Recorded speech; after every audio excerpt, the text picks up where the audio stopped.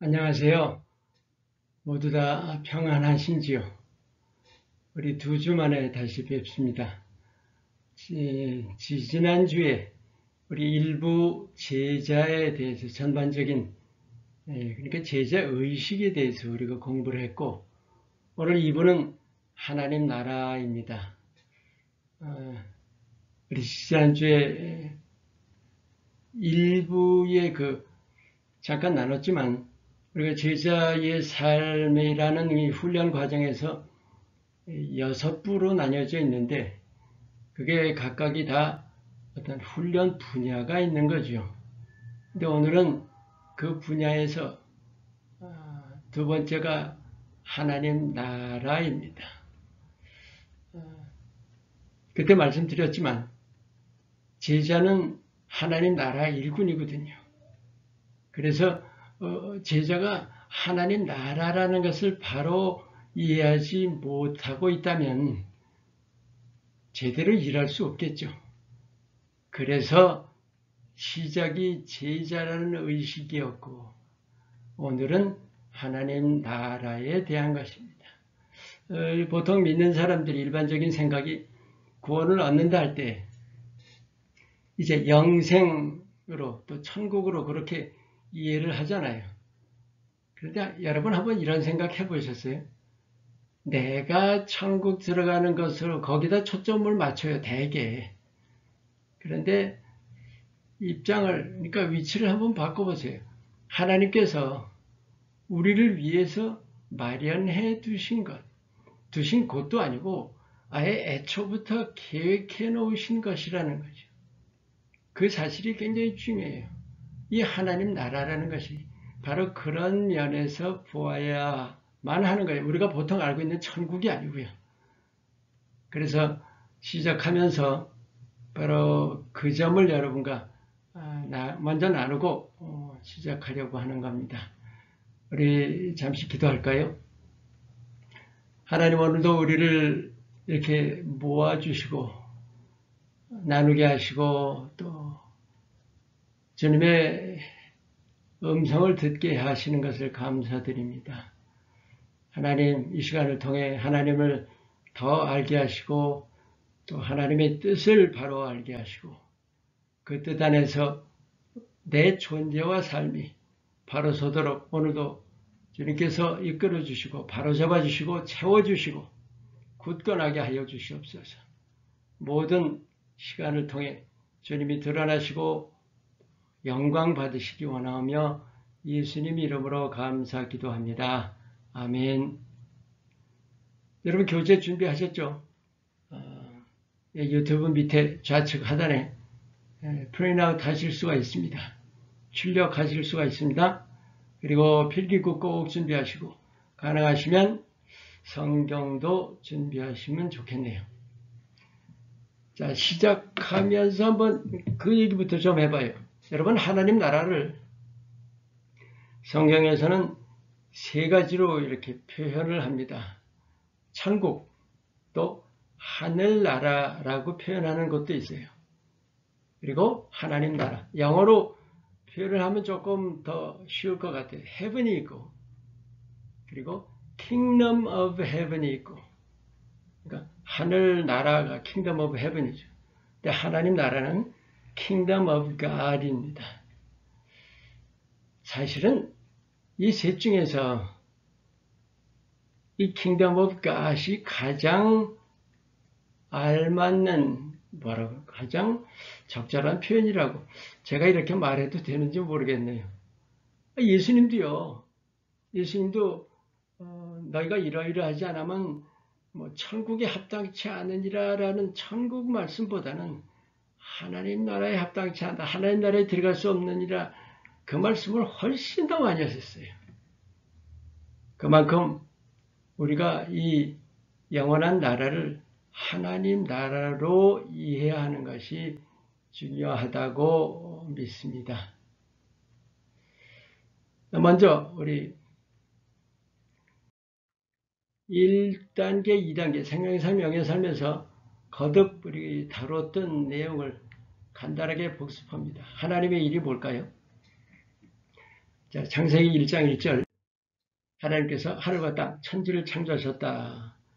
마지막에 또 계시록 21장 1절에 또 내가 새 하늘과 새 땅을 보니 처음 하늘 처음 땅이 없어졌다. 그러니까 창세기 1장 1절에 그 천지라는 것이 지금 여 뒤에 나와 있는 처음 하늘 처음 땅이거든요. 분명히 창세기에 하나님께서 만드셨던 땅이 새 하늘과 새 땅으로 바뀌는 거죠. 그 새 하늘과 새 땅을 우리는 새 창조라고 그렇게 이해를 합니다. 많이 나눴으니까 이제 넘어갑니다. 그 바로 다음 절에 요한계시록 21장 2절에는 또 거룩한 성 새 예루살렘이 하나님께로부터 하늘에서 내려온다는 말씀이 있죠. 새 예루살렘, 그것이 바로 하나님 나라입니다. 예루살렘이 어떤 장소를 뜻하는 것이 아니라 예루살렘은 하나님의 성소가 있는 것이죠. 그래서 사실은 예루살렘 그럴 때는 저 하늘 성소도 예루살렘으로 우리가 표현을 합니다. 그런데 그 하늘 성소가 땅에 내려온다는 뜻이잖아요. 그게 하나님 나라입니다. 자, 이제 그럼 또 다른 복습으로 예수님이 이 땅에 오셔서 십자가에 죽으시고 부활하심으로 이루신 일이 무엇인가? 요한복음 19장 30절. 예수님께서 임종하실 때 다 이루었다 하셨죠. 바로 그때 임종하시면서 마태복음에 27장 50절, 51절 예수께서 다시 크게 소리 지르시고 영원히 떠나시니라. 이에 바로 그때 성소 휘장이 위로부터 아래까지 찢어져 둘이 되었다. 성전 휘장이 찢어진 것. 여러분 많이 나눴어요. 이 뜻이 뭐예요? 하나님과의 관계가 회복이 된 겁니다. 여러분 많이 나눴으니까 혹시 여러분 그래요 기억하시는지 그래요 하나님과의 관계가 언제 깨졌는지 기억하시죠? 정말 많이 나눴습니다. 창세기 6장 3절이죠. 우리 원래 영적인 존재가 그들이 육체가 됨이라 그래서 하나님께서 더 이상 나의 양이 영원토록 사람과 함께 하지 아니하리라 하셨던 그때 하나님께서 인간을 떠나셨던 것이죠. 관계가 사실 그때 깨졌던 거죠. 그런데 바로 오순절을 그러니까 십자가와 부활로 관계 회복이 됐고 구체적으로는 오순절의 성령 강림으로 정말 주님이 우리와 아주 가까이 하시게 됐던 거죠. 에베소서 1장 13절에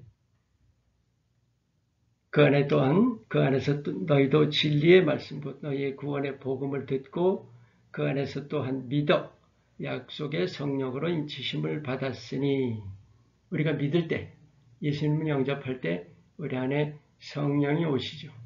그래서 성령이 우리 안에 내주하신다. 그 성령께서 하시는 일이 뭐냐? 디도서 3장 5절 말씀에 우리를 구원하시되 우리가 행한 바 의로운 행위로 말미암지 아니하시고 오직 그의 긍휼하심을 따라 중생의 씻음과 성령의 새롭게 하심으로 하셨나니 그것이 바로 성화입니다. 그런데 이 성화가 얼마나 중요한 건지 정말 많이 나눴죠. 데살로니가 전서 4장 3절에 하나님의 뜻은 이것이니 너희의 거룩함이라. 우리의 목표가 그거예요.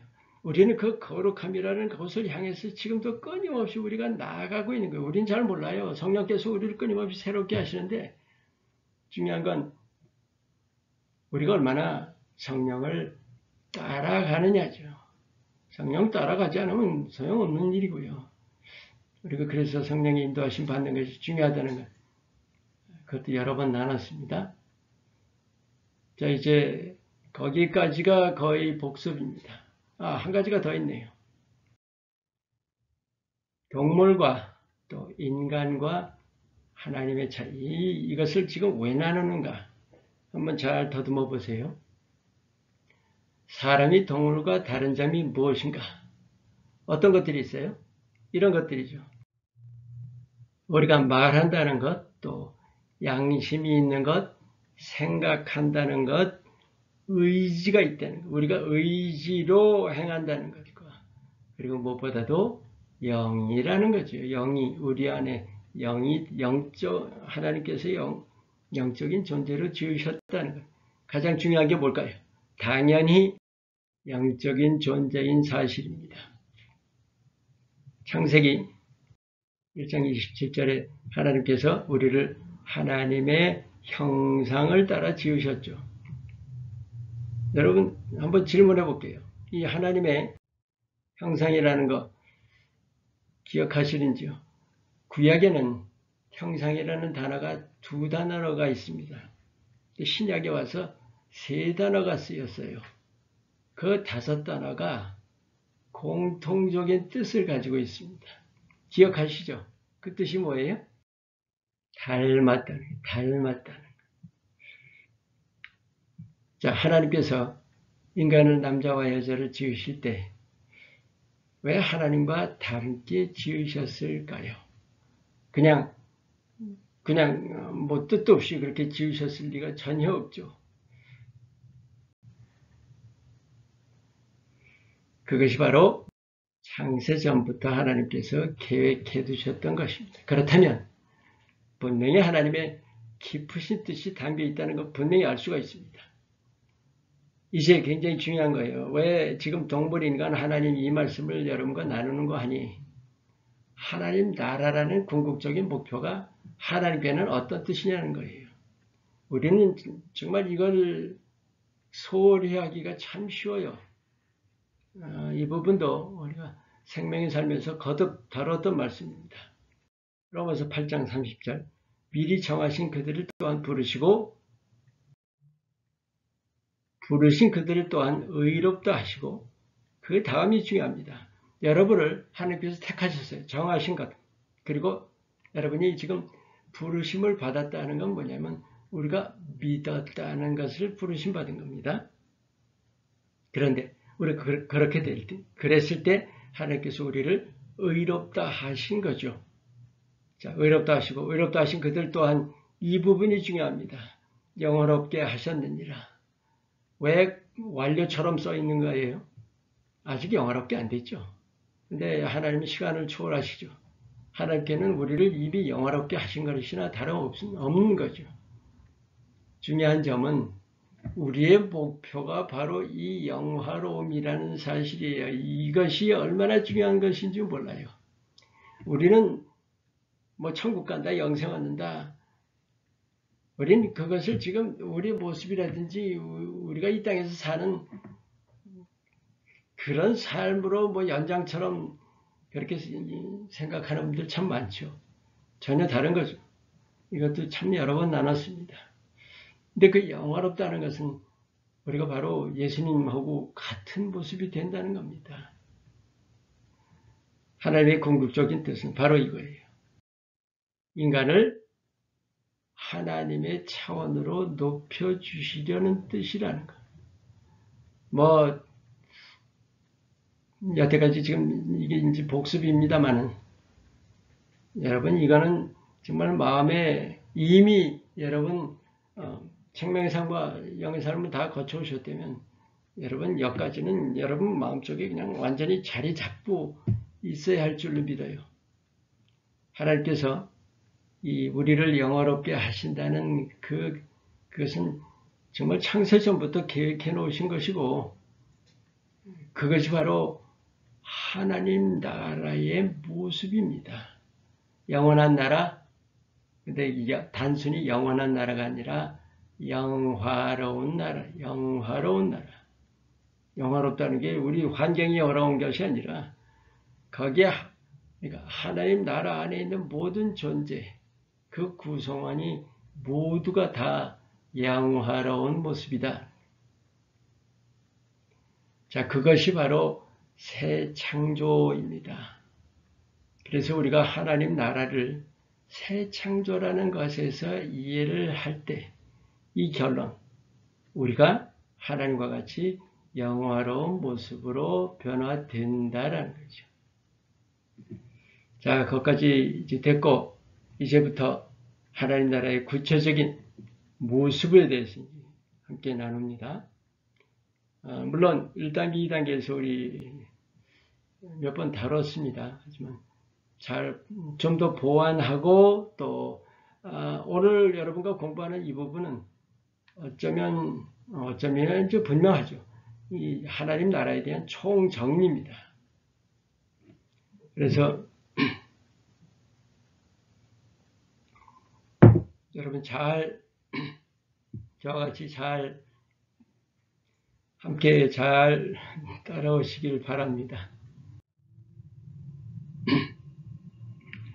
하나님 나라는 무엇보다 사랑의 나라입니다. 우리 나중에 다룰 거예요. 조금 있다가.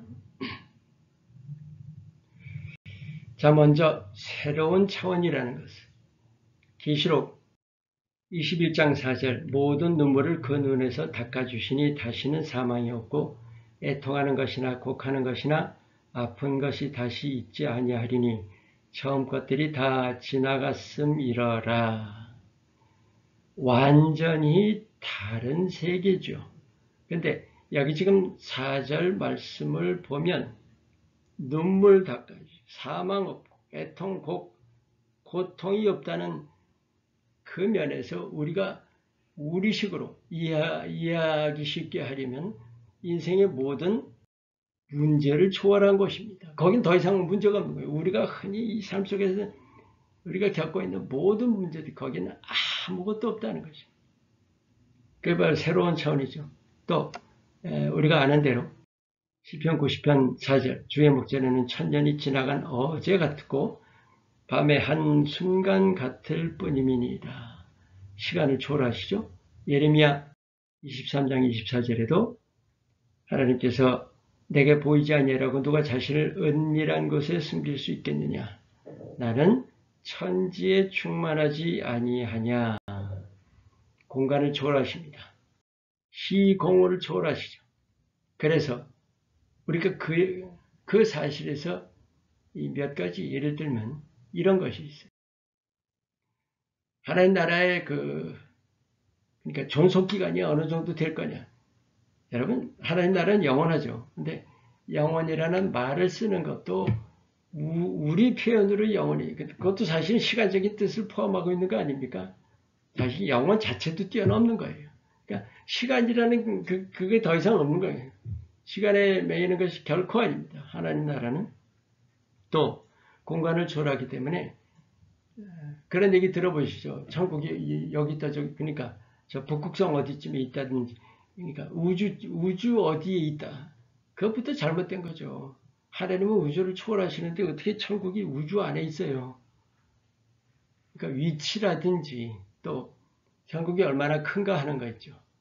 뭐 천국 들어가는 사람 수가 얼마고, 여러분 정말 하나님을 우리가 잘못 알아도 많은 사람들이 정말 잘못 알고 있어요. 천국의 규모 그런 거 우리가 따질 것이 아니라는 거죠. 하나님은 시간과 공간과 모든 인간의 차원을 초월하십니다. 새로운 차원입니다. 이제 또 하나 중요한 것이 하나님 나라는 영혼에 대한 것이다. 디도서 2장 11절 모든 사람에게 구원을 주시는 하나님의 은혜가 나타난다. 그 구원의 은혜는 하나님께서 모든 사람에게 거저 베푸십니다.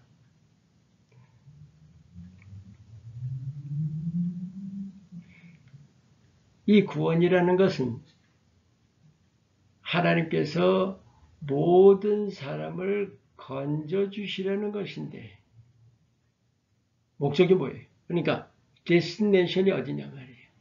하나님 나라죠. 다른 말로 하나님께서 하나님 나라의 백성을 모으신다는 거예요. 여기 아주 중요한 이해가 반드시 필요한 이해가 있습니다. 우리는 천국 간다 할 때 내가 들어간다고 생각하죠.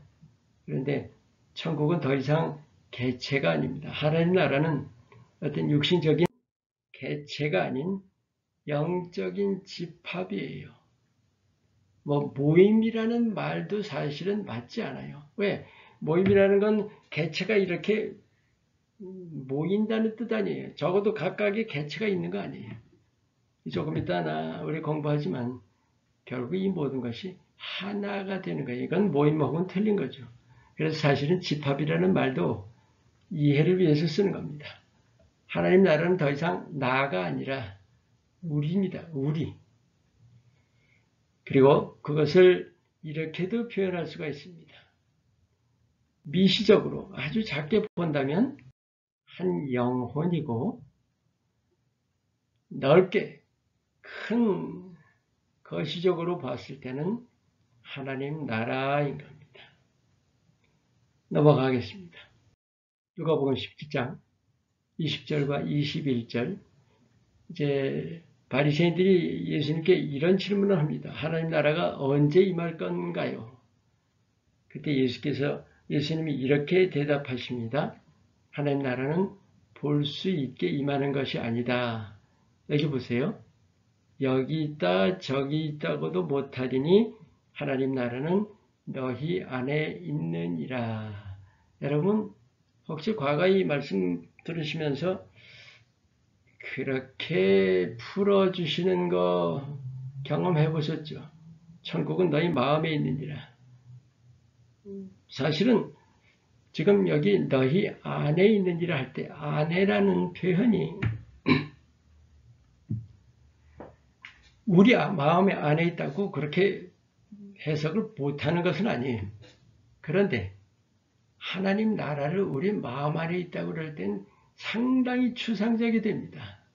물론 우리가 어떤 해석을 할 수는 있는데 사실은 이것은 마음이 아니라 우리들 가운데 있다. 우리들. 바로 이것이 너희 안에라는 말입니다. 영어로 표현할 때는 그러니까 within you가 아니라 in the midst of you, 그러니까 in your midst가 되는 거예요. 예를 들어서 우리 믿는 자들이 모여 있잖아요. 이 모여 있는 그게 하나님 나라는 거죠. 성도들의 모임, 성도들이 모인 그 자체가 하나님 나라예요. 그 교회가 뭘까요? 교회가 곧 하나님 나라의 모형이죠. 이것도 생명의 삶에서 나눴던 내용입니다. 계시록 21장 3절에 보라 하나님의 장막이 사람들과 함께 있음에 하나님이 그들과 함께 계시리니 그들은 하나님의 백성이 되고 하나님이 친히 그들과 함께 계셔서 여러분 여기 보세요. 함께라는 하나님이 함께 하신다는 그 3번이나 반복이 되어 있어요. 그죠? 성도들의 잘 보세요. 영원한 공동체입니다. 분명히 성도들이 분명히 이렇게 서로 연결이 되어 있는 그러니까 모임이라는 말보다 이게 훨씬 더 정확한 표현이죠. 공동체. 그런데 거기에 하나님이 함께 하신다. 즉 하나님도 그 공동체 안에 함께 하시는 거예요. 그것이 이제 조금 이따 나누겠지만 그것이 바로 하나됨이라는 거죠. 하나님과 모든 성도들이 서로 연결되는 교회도 그렇잖아요. 교회가 예수님이 머리시고 예수님과 우리 하나하나가 다 연결이 되는 포도나무 비오고도 마찬가지고 근데 그것이 다 하나님 나라를 향해서 우리가 지금 가고 있는 거기 때문에 끊임없이 그것을 통해서 보여주고 계신 거예요. 자, 이제 중요한 것. 사랑의 나라라는 것입니다. 이 부분이 중요합니다, 여러분. 요한일서 4장 16절 하나님이 우리를 사랑하시는 사랑을 우리가 알고 믿었노니 하나님은 사랑이시라. 그래서 우리가 사랑 안에 거할 때 하나님 안에 거하고 하나님도 그의 안에 거하시느니라. 하나님은 사랑이신 저희 교우들 제가 많이 설교 때 나눴으니까 여러분 이제 많이 아실 테지만 하나님은 사랑이심이라 그럴 때 God loves 누구 이렇게 말씀하시는 것이 아니라 물론 그것도 표현이죠. 그런데 God is love라고 표현하고 있어요. 요한에 의해서. 요한만 이렇게 표현하고 있습니다. 분명히 알아두세요. 요한은 예수님과 정말 오랫동안 동행하면서 예수님께 대해서 엄청나게 많은 걸 배웠는데 특별히 사랑에 대해서 많이 배웠어요. 깊이 배웠죠. 그래서 사도 요한이 사랑의 사도인 것이고 또 사도 요한이 특별히 요한복음과 요한서신에서 아주 강조하는 것이 사랑이에요. 특별히 이 부분 하나님은 사랑이시라. 근데 이것이 여러분 정말 이해를 잘 하셔야 되는 것이 동사가 아니라 하나님이 사랑이시다, 사랑하신다는 게 아니라 이시다. 무슨 뜻인지 아세요? 하나님은 사랑 그 자체이시라는 거예요. 여러분 하나님이 사랑하신다는 것과 하나님이 사랑 그 자체이시라는 것은 이건 전혀 이해가 틀린 거예요. 우리가 저희 교회에서는 설교를 주일날 예배 통해서 여러 번 나눴던 것이고 제가 이 부분에 대해서는 더 여러분과 깊이 나누기는 좀 어렵지만 분명히 여러분 마음에 잘 새겨두시기 바라요. 하나님이 사랑을 어떤 베푸시는 것으로 이해하시지 마시고 하나님은 하나님의 존재 자체가 하나님이라는 그 하나님 그 속성이라고 얘기해도 안 돼요. 하나님은 그냥 그 자체가 사랑이시라고 그렇게 이해를 하시는 것이 가장 좋습니다. 고린도전서 이제 여러분이 잘 아시는 그 사랑장 있죠. 고린도전서 13장을 한번 봐요. 세 절을 한번 볼 텐데 세 절을 통해서 사랑이 무언가 하는 것을 한번 잘 마음에 새길 수 있기를 바랍니다. 예언하는 능력이 있어 모든 비밀, 모든 지식을 알고 산을 옮길 믿음이 있을지라도 그 다음에 사랑이 없으면 아무것도 아니다. 분명히 믿음, 우리가 믿음이 정말 중요하다는 거 알지만 그 믿음하고는 비교도 안 되는 거죠. 여기서 지금 말씀하는 것을 또 8절에 보세요. 사랑은 언제까지나 떨어지지 아니하는데 예언, 방언, 지식 모든 것이 다 패한다는 거죠. 사랑은 영원하죠. 하나 더 봐요. 마지막 절 13절. 믿음, 소망, 사랑 세 가지 항상 있을 것인데 그 중에 제일은 사랑이라. 사랑은 영원한 최고의 덕목입니다. 하나님이 사랑 자체이시고 사랑이 영원한 최고의 덕목이라는 그 사실. 거기서 우리는 분명히 알 수 있는 결론이 나옵니다. 하나님 나라는 어떤 나라인가?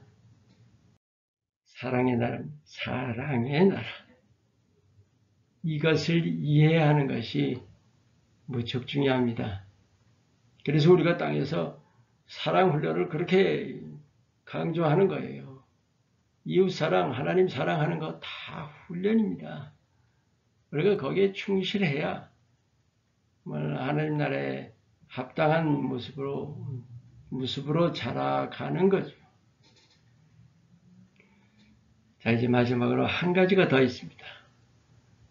이 부분이 어떻게 보면 이제 조금 아까 우리 나눴던 사랑의 나라라는 것과 이 하나됨이라는 것이 두 가지가 하나의 나라에서는 이 두 가지보다 더 중요한 것이 없어요. 요한복음 14장 20절에 기억하세요? 이 구절도 우리 많이 나눴죠. 그날에는 내가 아버지 안에 너희가 내 안에 내가 너희 안에 있는 것을 너희가 알리라. 예수님이 하나님 안에 우리가 예수님 안에, 예수님이 우리 안에, 결국은 예수님과 하나님과 우리가 하나인 거예요. 하나. 서로가 서로 안에. 우리 이런 공간적인 그런 거는 아닌 거죠. 먼저 여기 지금 그걸 생각해야 합니다. 여기 그날에는 그랬죠. 여러분 그날에가 언제일까요? 두 가지 해석이 있어요. 하나는 예수님이 그러니까 예수님이 부활하신 후에라는 뜻이 있고 또 하나는 예수님이 재림하신 후에라는 것이 있어요. 아주 중요한 질문 하나 드릴게요. 서로 그 둘이 다른 걸까요? 물론 제가 질문이 좀 틀렸네요. 물론 다르죠. 하지만 그 내용으로 봤을 때, 그러니까 여기 지금 하나님과 예수님과 내가 하나인 것은 그 사실은 지금도 마찬가지. 지금도 여러분이 지금 성령께서 우리 안에 계시고 우리가 성령 안에 있고 예수님 안에 있고 예수님이 우리 안에 거하시고 그것은 변함없는 거예요. 즉 십자가 부활로 예수님의 죽으심과 예수님의 다시 사심으로 이제는 그 아버지 그러니까 성부 성자와 나 하나님과 예수님과 내가 하나됨이라는 것이 성취가 됐어요. 그것이 계속 이어져서 하나님 나라에서도 그것이 하나라는 거죠. 자, 그래서 이제 이 두 번째 단어, 사랑의 나라라는 데서 굉장히 중요한 어떤 정의가 하나 나옵니다. 그러니까 우리 모습으로 봤을 때 하나님 나라의 정의가 어떻게 되는가 하는 거예요. 여러분이 보시기에 이 괄호 두 개 안에 뭐가 들어가야 된다고 생각하세요? 이미 공부했죠? 답이 분명히 나오죠. 모든 성도가 사랑으로 하나 된 나라. 여러분 하나님 나라를 이해하실 때 이것처럼 중요한 게 없어요. 그러니까 우리가 천국 간다를 천국 간다라는 그 말 대신에 내가 모두가 사랑으로 하나 된 나라에 가서 영원롭게 변한다. 바로 그거예요. 그것이 하나님 나라의 모습입니다.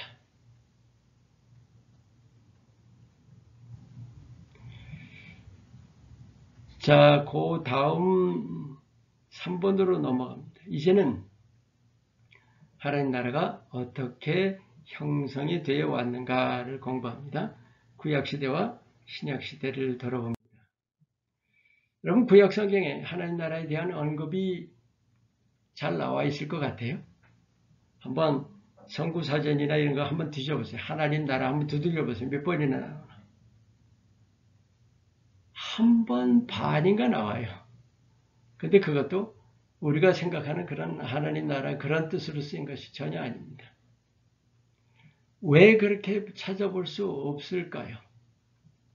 바로 이스라엘 백성들이 가지고 있는 바로 이것 때문에 선민의식. 무슨 얘기예요? 이스라엘 백성들은 자기네만이 하나님 백성이라고 알고 있는 거죠. 그러니까 우리가 흔히 아는 하나님 나라 좀 이렇게 일반적인 하나님 나라 개념 그건 이 사람들한테 통할 수가 없어요. 그러니까 굳이 하나님 나라를 얘기한다면 이스라엘이 하나님 나라라고 자기네들은 그렇게 이해를 하고 있는 거죠. 그런 말을 쓸 필요도 없거니와 그들에게는. 그래서 하나님 나라에 대한 언급이 구약 성경에는 찾아볼 수가 없다는 겁니다. 그래서 구약 시대에서 우리가 좀 돌아볼 것이 몇 가지가 있어요. 잘 한번 보세요. 창세기 17장 7절에 하나님께서 아브라함을 택하셨습니다. 내가 내 언약을 나와 너 및 네 대대 후손 사이에 세워서 영원한 언약을 삼고 너와 네 후손의 하나님이 되리라.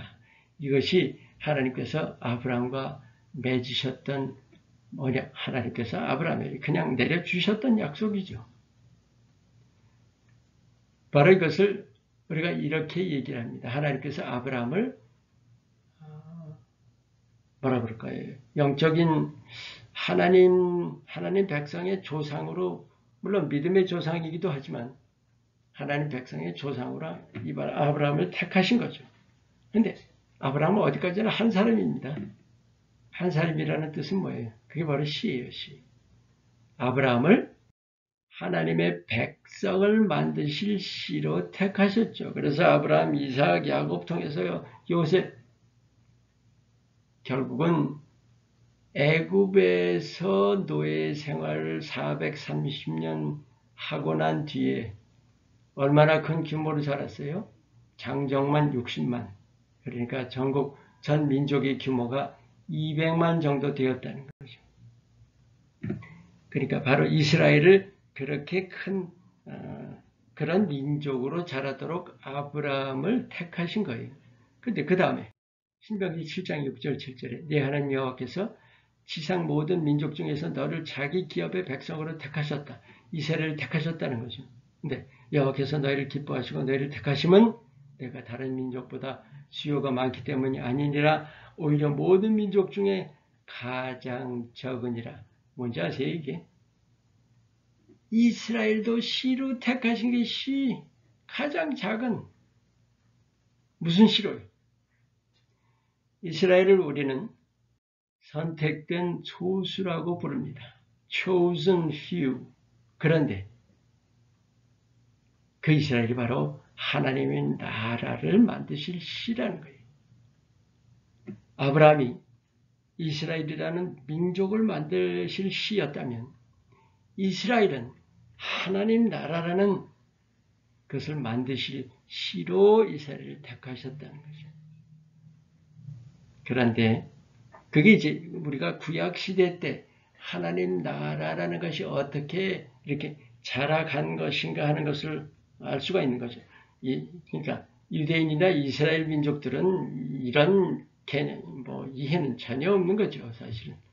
우리가 예수님이 오신 다음에 구약시대를 돌아보면서, 아, 이게 그거구나 하고 깨닫는 거죠. 그러면, 포로시대,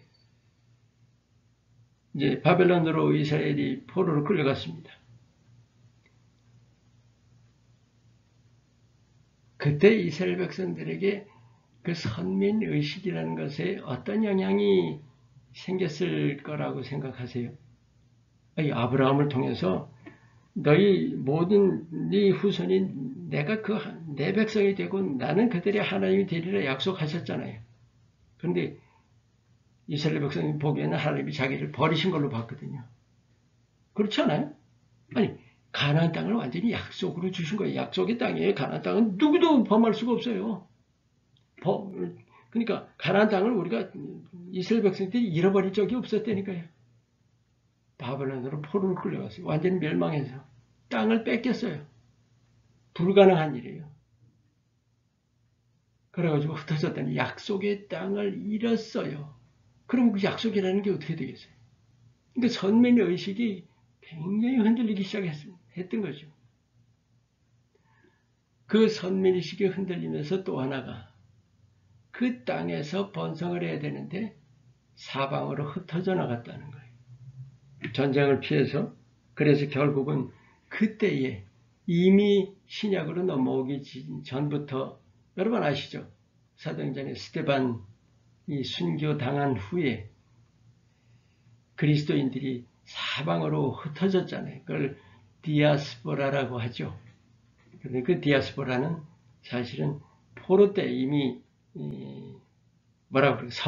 서곡같이 이루어졌던 거죠.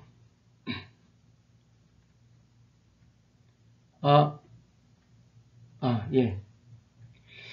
그래서 우리가 지금 나누기 원하는 것은 뭐냐?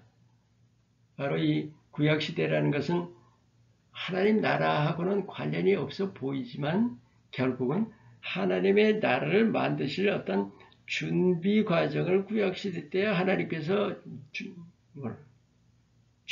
준비를 해오셨던 거죠. 그리고 이제 신약시대로 넘어오는 겁니다. 자, 이제 다음 페이지죠. 다음 페이지로 넘어갑니다. 신약시대입니다. 사도행전 예. 사도행전 10장 34절, 35절.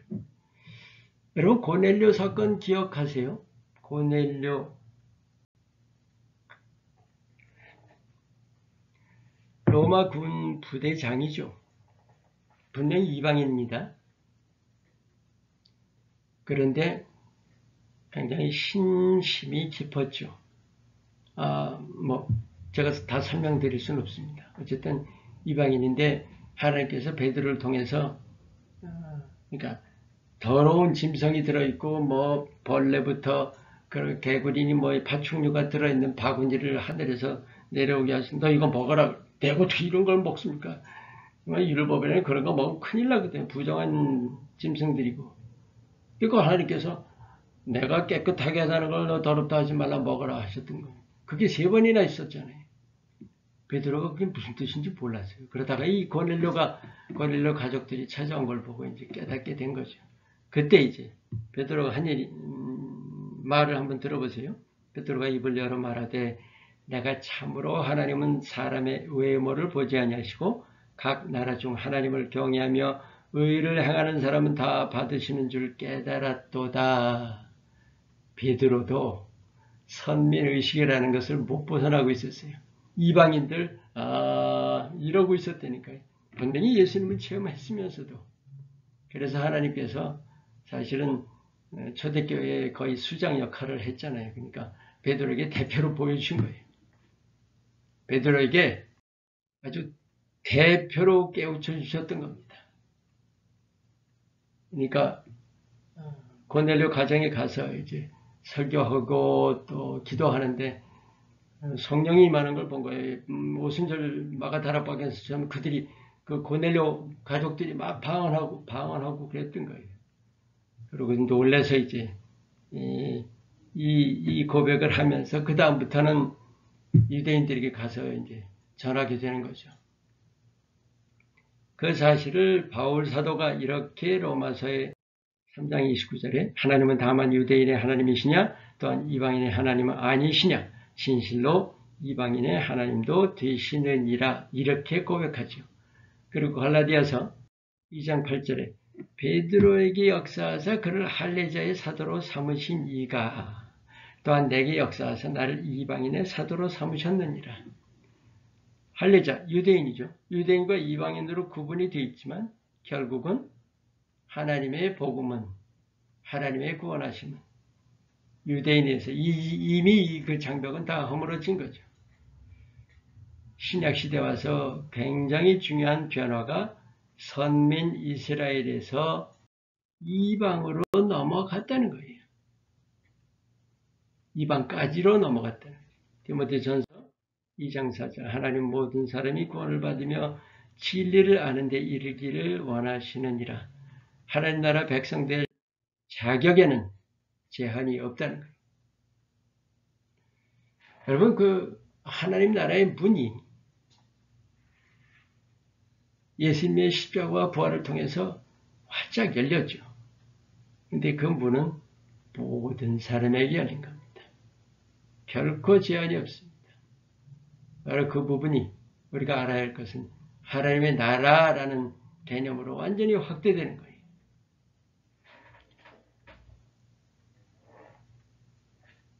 자, 이제 그 다음에 이 부분 여러분 지금 다음에 공부할 임함과 완성 하나님 나라를 이해할 때 이게 굉장히 중요합니다. 여러분 이런 얘기 하세요 혹시? 하나님 나라 지금 어디 있는 건가요? 아까 예수님께서 누가복음에서 하셨던 말씀 기억하시죠? 너희 안에 있느니라. 하나님 나라는 지금 하늘 얘기하는 거 아닙니다. 하나님께서 예수님께서 말씀하신 건 너희 안에 이미 있다 하나님 나라가. 이제 그것을 지금 우리 구체적으로 어떻게 하나님 나라가 이렇게 임하셨던 건가 공부하는 분명히 하늘이 아닙니다. 이 땅입니다. 마태복음 6장 10절에 여러분 잘 아시니까 주기도문 처음 시작을 이렇게 시작합니다. 하늘에 계신 아버지여 이름이 거룩히 여김을 받으시오. 그거보다 중요한 게 없죠. 기도에서는. 그런데 바로 그 다음이 두 번째로 중요한데 그게 뭐예요? 나라가 임하시오며. 여러분, 이 나라라는 것이 이렇게 중요하다는 거예요. 예수님께서 제자들에게 기도를 가르쳐 주시는데 너 이렇게 기도해라. 1. 우선 하나님의 이름이 거룩히 여김을 받으시오며. 뭐 그보다 중요한 건 없죠. 그 다음에 두 번째가 나라가 임하옵시며. 나라가 이 땅에 임하시기를 위해서 기도하라는 거죠. 나라가 임하기를 구하도록 가르쳐 주셨다. 바로 그것이 이 땅입니다. 그런데 이제 그러고 나서 예수님을 통해서 우리가 또 하나 알 수 있는 것, 마태복음 12장 28절에 잠시 배경을 말씀드리면, 이제 바리새인들이 예수님이 귀신 쫓아내는 것을 보면서 바리새인들이 그렇게 이제 비웃죠. 저 사단의 왕을 힘을 빌어서 쫓아낸다고 예수님이 서로 자기네 집 앞끼리 싸우면 뭐 스스로 멸망하는 것밖에 더 있겠느냐. 그 다음 하신 말씀이, 그러나 내가 하나님의 성령을 힘입어 귀신을 쫓아내는 것이면 하나님의 나라가 이미 너희에게 임하였느니라. 이미 임했다고 선포하십니다. 이게 뭐예요? 하나님 나라의 기초가 세워진 거예요. 이 기초가 언제 세워졌을 것 같아요? 우리 생각에는 예수님이 십자가에 죽으시고 부활하심으로라고 생각할 수 있죠. 하지만 예수님이 이 땅에 이제 초림하셨을 때, 태어나셨을 때 이미 하나님의 역사는 시작된 겁니다. 바로 하나님의 아들이 이 땅에 오셨다는 그 사실 자체가 하나님의 나라가 기초가 세워졌다고 그렇게 이해를 하셔야 되겠죠. 그 다음 이제 기초가 세워졌다면 그 다음입니다. 마태복음 13장 31절 32절 또 비유를 들어 겨자씨 비유죠. 천국은 마치 사람이 자기 밭에 갖다 심은 겨자씨 하나를 같으니 이는 모든 씨보다 작은 것이로되 자란 후에는 풀보다 커서 나무가 되며 공중의 새들이 와서 그 가지에 깃들이느니라. 겨자씨 비유는 결국 하나님 나라의 성장을 뜻하는 것입니다. 작은 겨자씨가 아주 무성한 나무가 되듯이 아주 작게 시작한 하나님 나라가 엄청난 무성한 그 나무와 같은 나라의 모습이 된다는 말씀이죠. 여러분, 이 하나님 나라에 대한 우리가 이해를 할 때 다시 한번 여러분 마음속에 좀 뭐라 그럴까 좀 되새기시라고 다시 한번 강조를 하는데, 구약과 신약을 우리가 지금 대조를 하고 있잖아요. 구약은 하나님 나라를 하나님께서 하나님 나라를 세우시는 준비 과정이었다고 보시는 거예요. 준비 작업을 하신 거죠, 구약. 그러니까 이스라엘 백성, 아브라함과 이스라엘 백성을 통해서.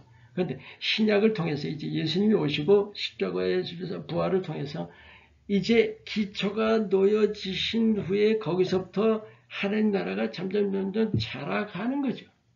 그게 바로 이거예요. 하나님 나라의 성장. 그래서 예수님께서 이 겨자씨 비유, 또 누룩 비유도 바로 그 이어서 주셨죠. 그리고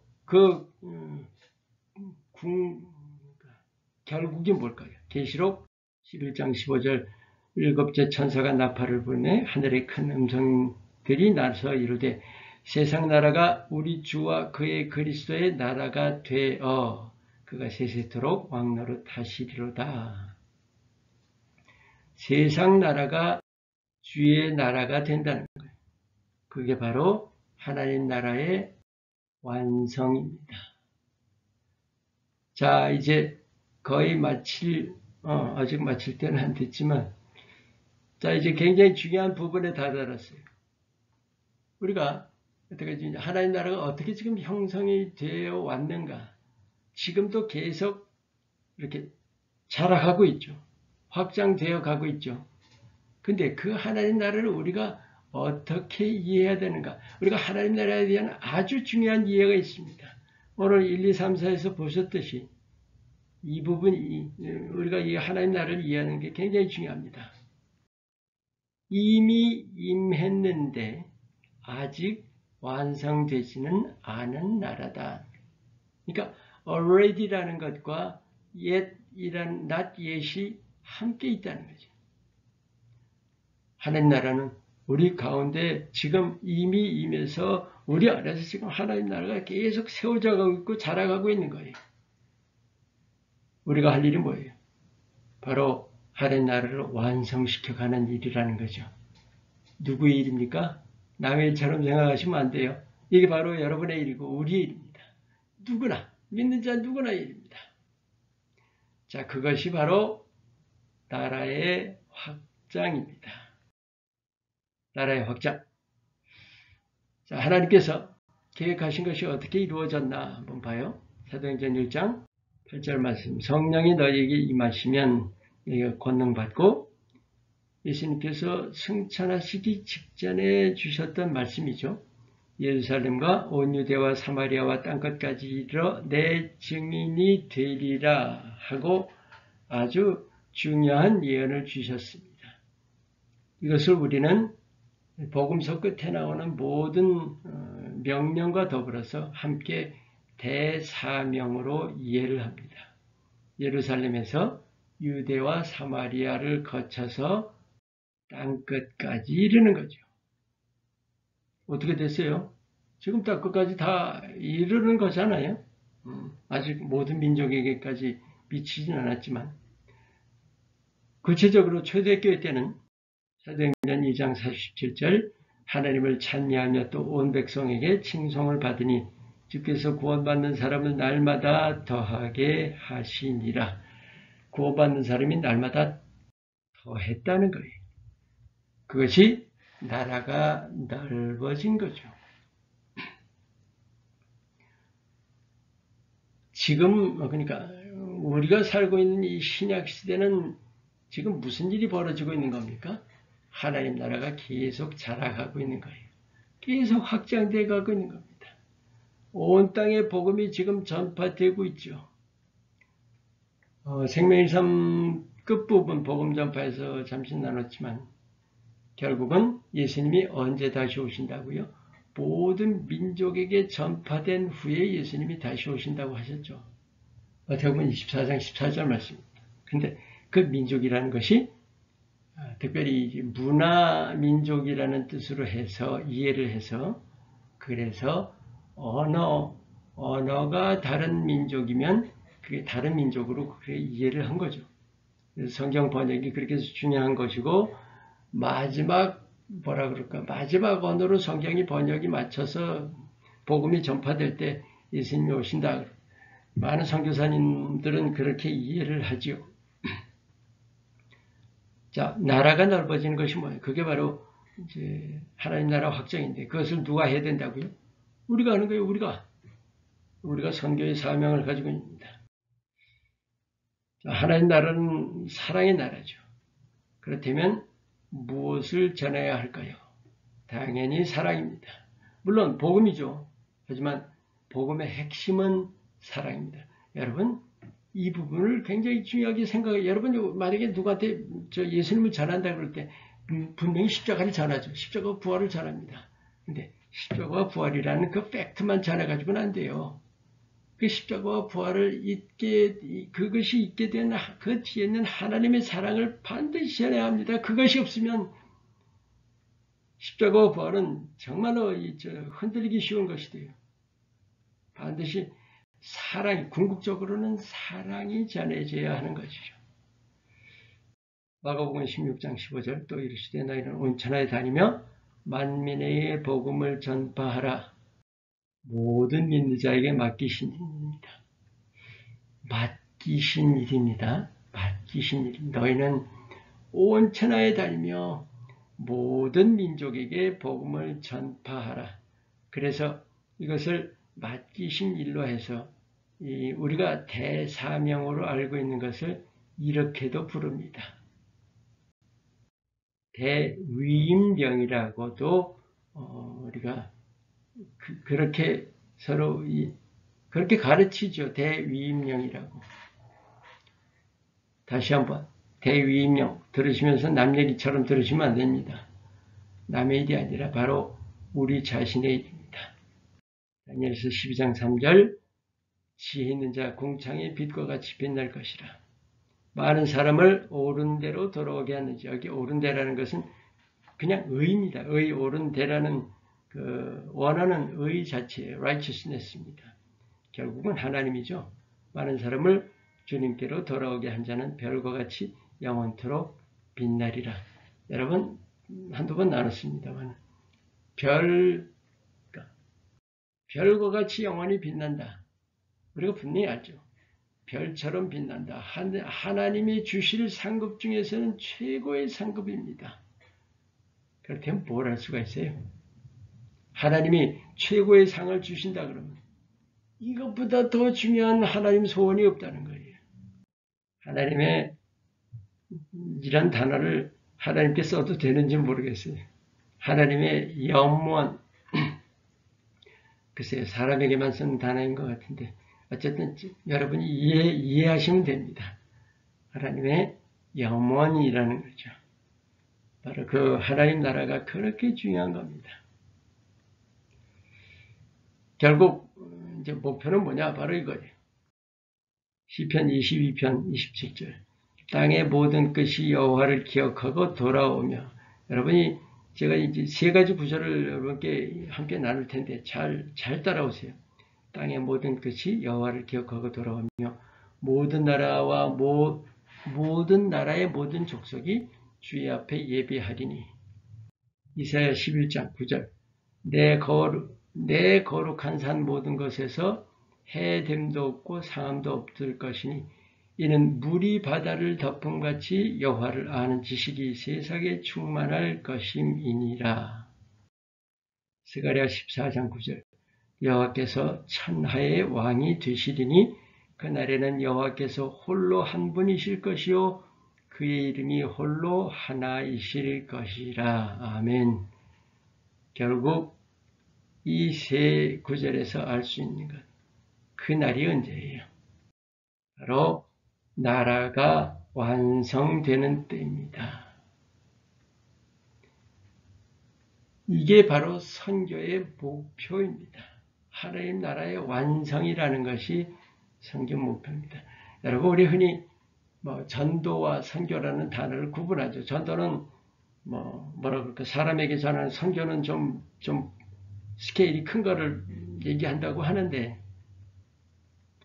굳이 그렇게 얘기를 안 하더라도 전도든 선교든 목표는 하나님 나라예요. 아까 우리 말씀 나눴죠. 그 내용은 영혼이에요. 우리 미시적으로 봤을 땐 영혼인데 거시적으로 봤을 때 하나님 나라라고요. 우리가 그것을 이해해야 돼요. 하나의 영혼이라는 것을 반드시 이해를 해야 되고, 하나의 영혼이 굉장히 중요한데 그 하나의 영혼이 지금 우리가 무엇을 향해 가는 거냐? 하나님 나라라는 그 데스티네이션을 향해 가는 거예요. 그게 하나님께서 창세 전부터 계획하셨던 거예요. 하나님 바라보시는 건 그거밖에 없어요. 사실.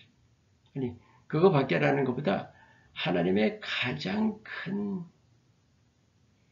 하나님께는 그보다 더 중요한 것이 없죠. 정말로 가장 중요한 것이 바로 이 하나님 나라입니다. 여러분은 선교에 대해서 열정을 가지고 계세요? 선교. 하나 여쭤볼게요. 선교의 열정이라는 그게 구체적으로 뭘까요? 열정. 물론 영혼에 대한 열정도 선교의 열정이에요. 근데 그보다 이게 더 중요합니다. 자, 보세요. 선교 마인드라는 그 단어를 한번 써볼게요. 선교 마인드가 뭘까요? 하나님 나라의 완성을 바라고 소망하는. 근데 이 소망이 뭐예요? 그냥 나 혼자 소망하는 게 아니라 하나님이 바라시는 것처럼 나도 바라는 거예요. 그게 선교 마인드입니다. 여러분, 하나님이 하나님 나라 창세 전부터 계획하셔서 지금까지도 우리식으로 얘기하면 그러니까 죄송합니다. 인간식으로 얘기하면 우리 마음속에 머릿속에 무슨 생각밖에 없다고 하는 거죠. 그거 하나. 이제 굳이 우리가 인간적으로 표현한다면 하나님께는 그게 바로 하나님 나라이라는 거예요. 하나님 나라. 자, 이제 하나님 나라에 대해서 다 마쳤는데, 한 가지 우리가 이제 하나님 나라에 대해서는 됐으니까 이것을 제자와 연결시키는 것만 하고 마치겠습니다. 다섯 번째, 제자와 하나님 나라. 이 바른 인식이라는 것을 왜 여기다가 지금 여러분과 나누는가? 이제 하나님 나라에 대해서 우리가 공부를 했잖아요. 그런데 지금 우리는 제자의 삶이라는 훈련을 받고 있는 거예요. 자, 하나님 나라가 뭔지 알았어요. 그러면 하나님 나라, 나는 지금 제자 훈련을 받고 있는데, 그럼 내가 제자로서 하나님 나라에 대한 어떤 내 자세가 어떻게 되느냐는 거예요. 근데 가장 중요한 것이 바로 이 인식을 바로 해야 된다. 몇 가지 예를 한번 들었습니다. 누가복음에 10장 2절에 추수할 것은 많되, 예수님 말씀입니다. 일꾼이 적으니 그러므로 추수하는 주인에게 청해서 추수할 일꾼들을 보내주소서 하라. 예수님 말씀이 영혼을 수확하는 거죠. 영혼. 그런데 이때 중요한 인식이 있어요. 그 영혼을 수확하는데 당신도 천국 가, 이게 아니라 그 영혼이 바로 하나님 나라라는 그 하나님의 그 소원, 그 궁극적인 목표의 구성원이라는 거예요. 그 인식을 가지고 있어야 돼요. 즉, 내가 지금 영혼을 수확한다면 그 영혼을 왜 수확하느냐? 바로 하나님 나라의 완성을 향해서 그걸 위해서 한다는 그런 인식을 가지고 있어야 된다는 거죠. 또 하나, 요한복음 15장 8절에 너희가 열매를 많이 맺으면 내 아버지께서 영광을 받으실 것이요 너희는 내 제자가 되리라. 제자가 되는 어떤 요건처럼 예수님께서 말씀하고 계시죠. 열매를 많이 맺으라는 거예요. 열매 맺는다는 거. 그런데 이 열매 맺는 것도 결국은 수학에 대한 거나 마찬가지인데, 사람들이 이 열매 맺는 것에 대해서 상당히 추상적으로 이해를 하기가 쉬워요. 열매도 결국은 하나님 나라예요.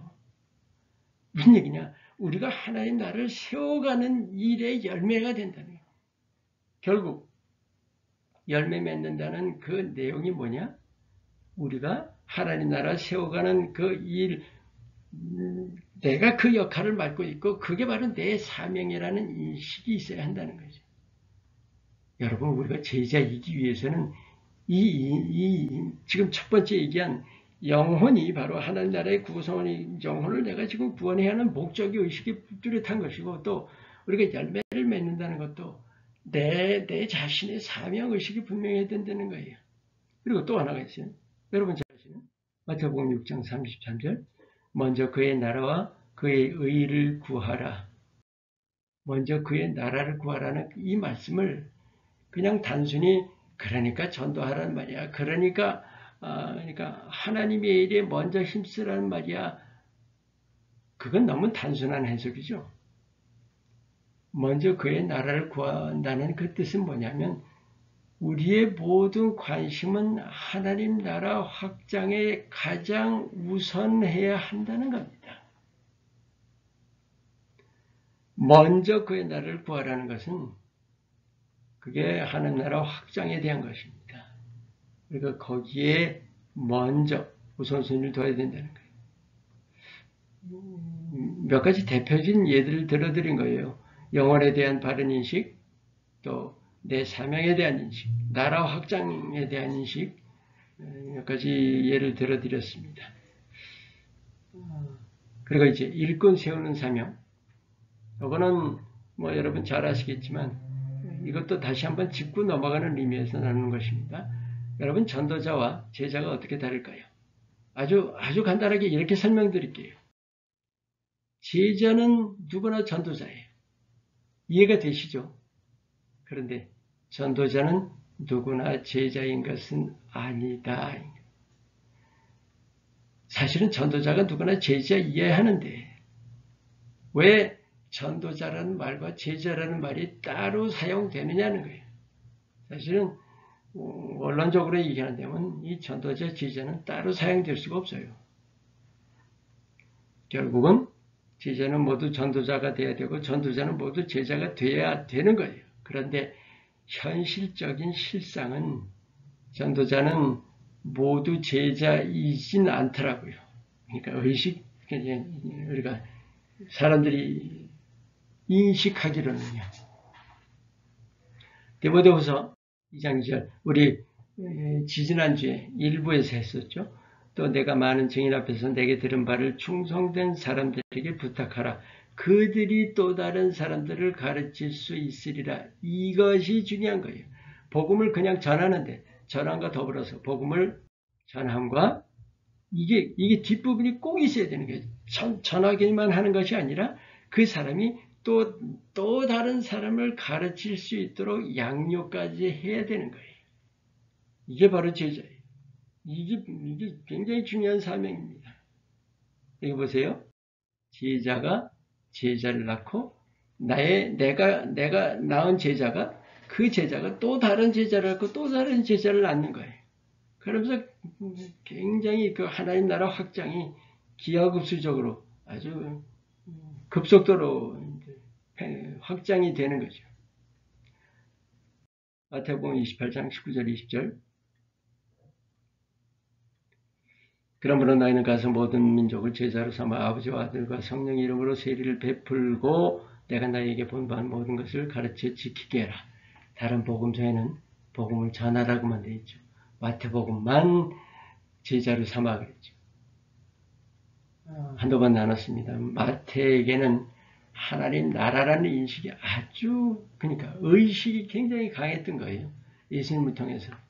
마태의 눈에, 마태가 받아들인 그 예수님의 가르침 안에는 하나님 나라에 대한 것이 아주 강했던 거죠.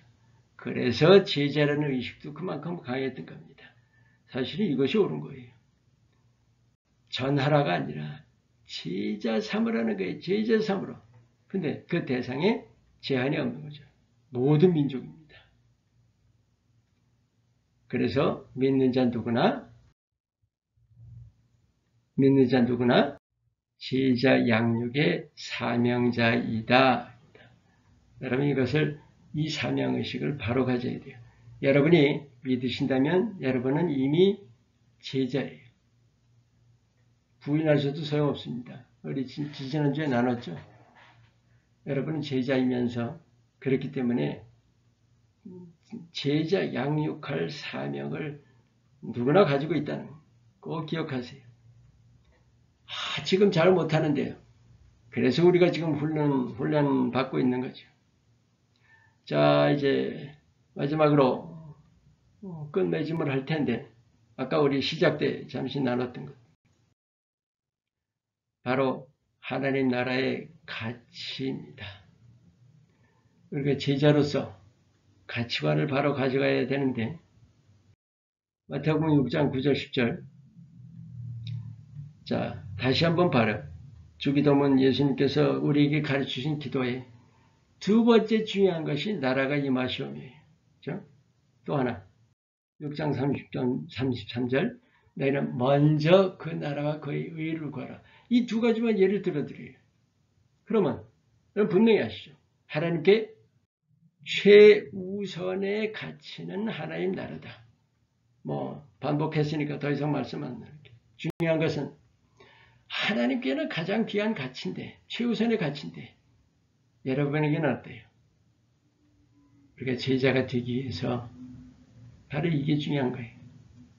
내게도 그것이 가장 중요한 가치가 되어야 한다는 거죠. 그래야 우리가 제자로서의 사역을 제대로 감당할 수 있게 되는 겁니다. 하나님이 강요하시는 것이 아니에요. 우리가 정말 십자가를 바로 안 되면 하나님께서 우리 하나님 향하신 뜻을 우리가 바로 깨닫는다면 가치관이라는 것이 바뀌는 것이 당연한 겁니다. 즉 나를 위하는 그런 마음가짐에서 예수님 위하는 마음가짐으로 바뀌어야 하는 거예요. 내 가치관이 아니라 하나님의 가치 있게 하나님이 가장 우선하시는 것이 내게도 가장 우선 우선의 가치가 돼야 한다는 겁니다. 마지막으로 그래서 이 결론을 맺기 위해서 베드로후서 3장 9절 말씀을 함께 같이 읽을까요? 한번 왜냐하면 굉장히 중요해서 그래요. 같이 읽어요. 주의 약속은 어떤 이들이 더디다고 생각하는 것 같이 더딘 것이 아니라 오직 주께서 너희를 대하여 오래 참으사 아무도 멸망하지 아니하고 다 회개하기에 이르기를 원하시느니라. 이 뒷부분만 보세요. 아무도 오래 참으사 아무도 멸망하지 아니하고 다 회개하기에 이르기, 여기 회개하기에 이르기를이 무슨 뜻이에요? 하나님 나라에 들어오기를 원하시는 거예요. 그죠? 아무도 멸망하지 않고 다 하나님 나라까지 이렇게 다 도달하기를 원하시느니라. 그게 하나님 마음이에요. 하나님 마음. 그럼 제자의 도리가 뭐예요? 하나님 마음 헤아리는 거죠. 우리 자녀가 아버지 마음 헤아리듯이, 부모 마음 헤아리듯이. 자, 2부 오늘 끝맺으면서 이제 마지막 두 브레킷을 남겨뒀어요. 뭘로 어떻게 채울까요? 이것도 이제 공부한 거 가지고 분명하게 채워놓을 수 있습니다. 하나님 나라의 가치를 확고하게 인식하는 것이 필수입니다. 이것이 제자들이, 그러니까 제자의식이라는 것 안에 이것이 분명하게 든든하게 자리 잡고 있어야 합니다. 오늘 1시간 넘도록 수고하셨어요. 10분이 조금 남았네요. 자, 우리 다음 주에 2주 후에 이제 3부에서 다시 뵙겠습니다. 정말 수고하셨고 여러분 하나하나가 제자이십니다. 이미 제자예요. 네, 정말 훈련 잘 받으셔서 이 마지막 때에 하나님께 귀하게 쓰임 받으시길 예수님 이름으로 축원합니다. 평안하세요.